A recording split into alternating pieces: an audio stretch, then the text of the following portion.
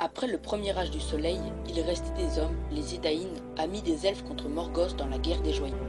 Pour les récompenser, les Valar créèrent une grande île au milieu de la mer occidentale pour qu'ils aient un nouveau territoire. On appelait ce peuple les Dúnedain. L'île fut nommée Núménor, fondée en l'an 32 du deuxième âge. Il était le royaume le plus puissant des hommes. Les Numénoréens reçurent une durée de vie bien plus grande que celle des autres mortels, ainsi que des pouvoirs mentaux et physiques. Pendant le deuxième âge, Numénor acquit tant de prestige que ses rois devinrent vaniteux. En 3319, Sauron influence le roi Ar-Pharazôn à envoyer une grande flotte contre les Valar en terres immortelles. Alors les Valar détruisirent Numénor et emportèrent les terres immortelles loin des sphères du monde. Mais une partie du peuple de Numénor réussirent à s'échapper du cataclysme et partirent pour la Terre du Milieu où ils créèrent le royaume de l'Arnor et du Gondor.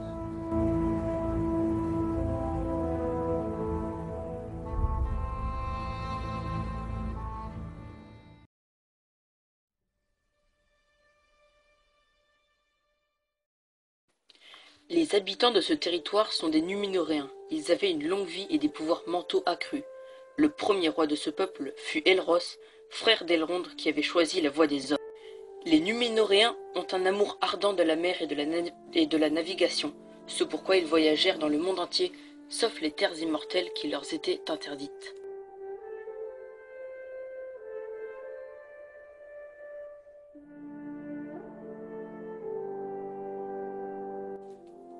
Par la suite, le peuple de Numénor devint plus puissant et plus riche, mais aussi vaniteux. Ils aidèrent les elfes à affronter les forces de Sauron. Les Numénoréens agrandissaient leur territoire en prenant les ports d'Umbar et de Pelargir.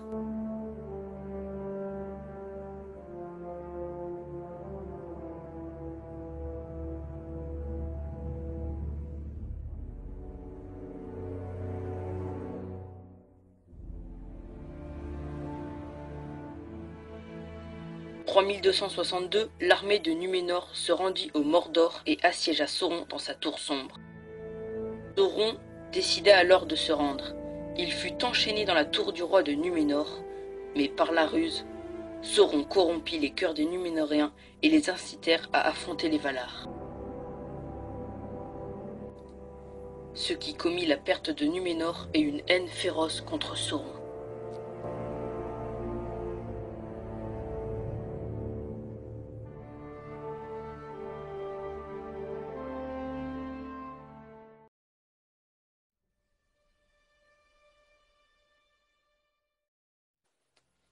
Numénor, que l'on appelait aussi Andor, pays de l'offrande, ou Héléna, pays de l'étoile, avait grossièrement la forme d'une étoile à 5 branches.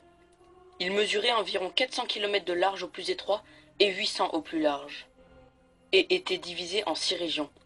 Au centre se trouvait Mitalmar, les terres intérieures, qui contenaient Arandor, les terres du roi, Arménélos, la cité royale de Meneltarma, la montagne sacrée et le port de Roména. Chacune des 5 péninsules partant de Mitalmar formait une région distincte. Forostar, les terres du nord, Orostar, les terres de l'est, Yarostar, les terres du sud-est, Yarnustar, les terres du sud-ouest, et Andustar, les terres de l'ouest. Ils avaient aussi un grand port d'Andounier qui signifie « coucher de soleil ». Le nord était pourvu de multiples et magnifiques forêts d'arbres aux fleurs parfumées. Il possédait de nombreuses et belles prairies et 2 principales rivières, la Cyril et la Nundouiné.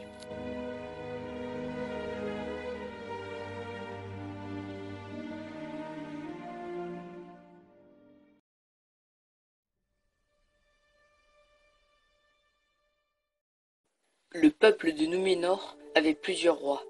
Le premier était Tar-Miniatour, le frère d'Elrond, Elros, un demi-elfe qui avait choisi la voie des hommes. Le deuxième, Tar-Vardamir, ne voulait pas être roi et donna le sceptre à Tar-Amandil, son fils.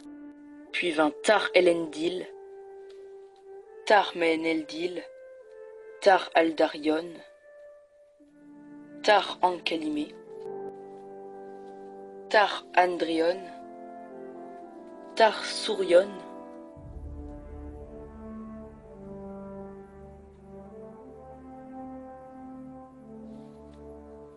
Tar-Telperienne,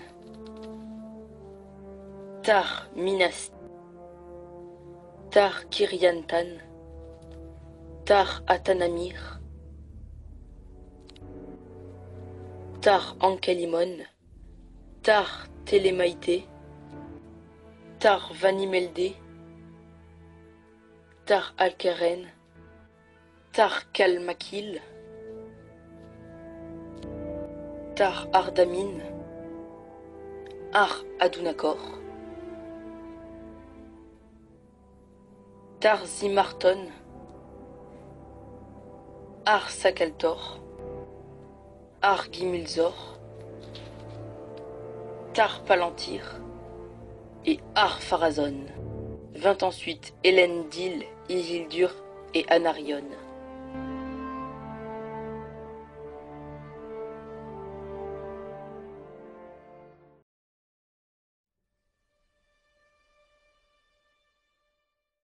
Pour faire cette vidéo, j'ai utilisé Tolkien de David Day, Contes et légendes inachevés de Tolkien, et le tout en musique avec les CD de Howard Shore.